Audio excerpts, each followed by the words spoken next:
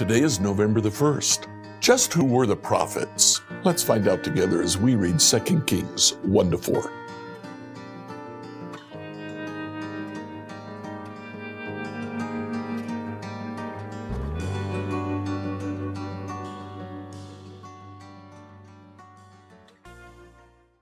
Today, as we begin reading 2 Kings 1-4, in chapter 1, we see that Ahaziah has a horrible accident. He falls, he does some pretty serious damage, enough that he's pretty certain he's going to die. So he sends some messengers to the prophets of Baal, to Baal-zebub, the god of Ekron, to ask whether he would recover. Elijah becomes aware of that. He intercepts the messengers. He says, "Why are you going to a false god? They don't know anything.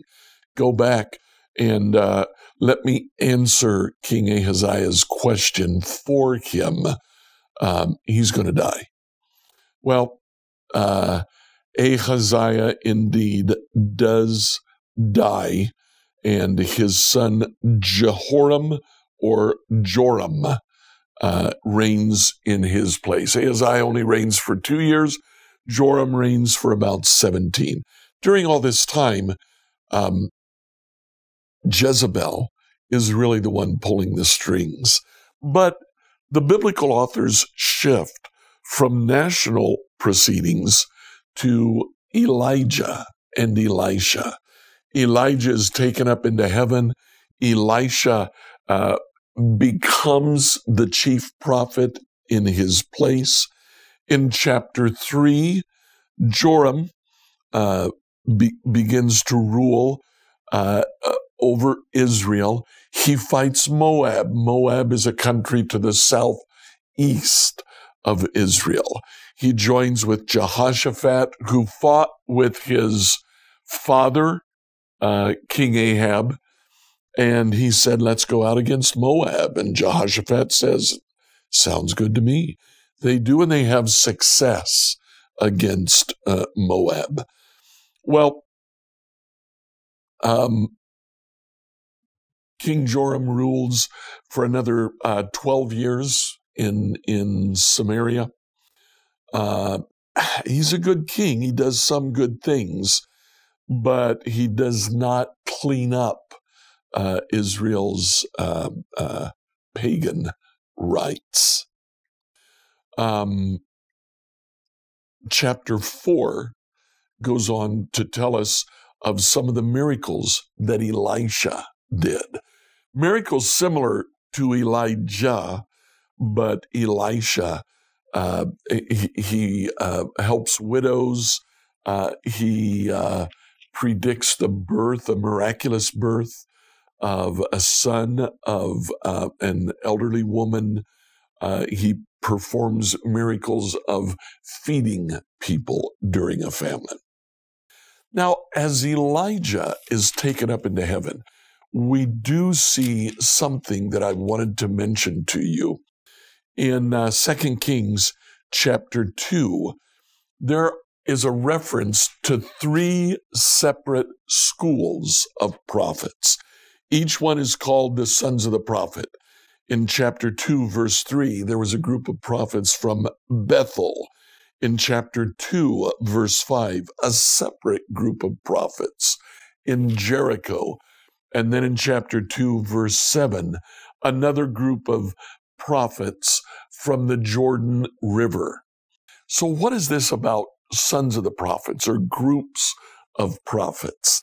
These are schools for prophecy that Elijah had begun. Elisha continues to keep these schools going.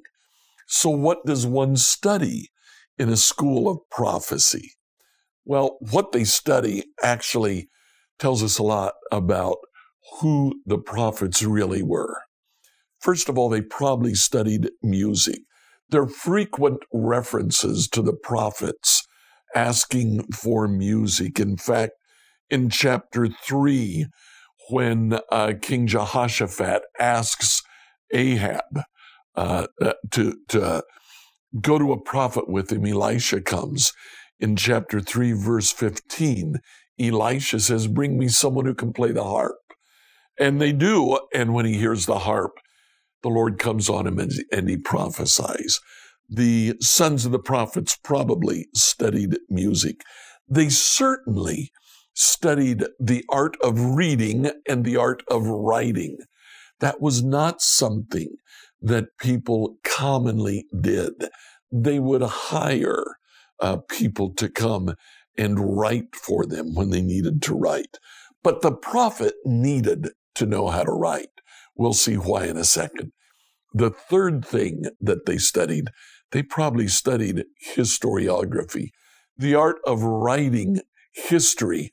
Now, I believe that because as we work our way on through 2 Kings, we find that 2 Kings 18 from verse 13 to chapter 20, verse 19, is word for word identical to the book of Isaiah, chapter 36 to 39. It seems that the words of Isaiah were copied verbatim into 2 Kings.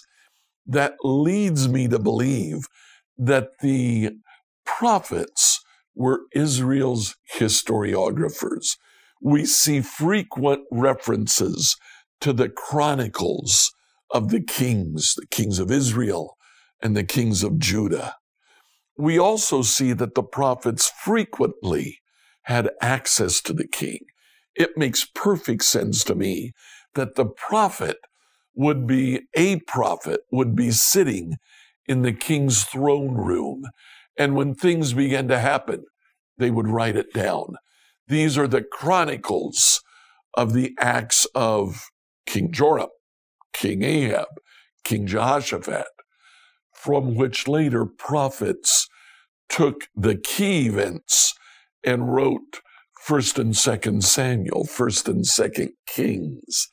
Later, during the reign of Hezekiah, they would write chronicles to add additional information. The final thing that the prophet would learn is how to be God's messengers. Frequently, the king would go to the prophet and say, "What does the Lord want me to do?" This is a change from before in Israel's history, when the king would go to the priest and ask the priest to use the Urim and the Thummim to decide what to do. Now, the king would approach prophets. Who were Israel's prophets? They were the historiographers. They were God's mouthpiece. They were the ones who communicated to Israel what the Lord wanted. Like, follow, and subscribe to this devotional on whatever platform you use to listen to it. Email your questions to us at questions@becomehope.com. Tomorrow, we'll look at more of the Psalms of Ascent.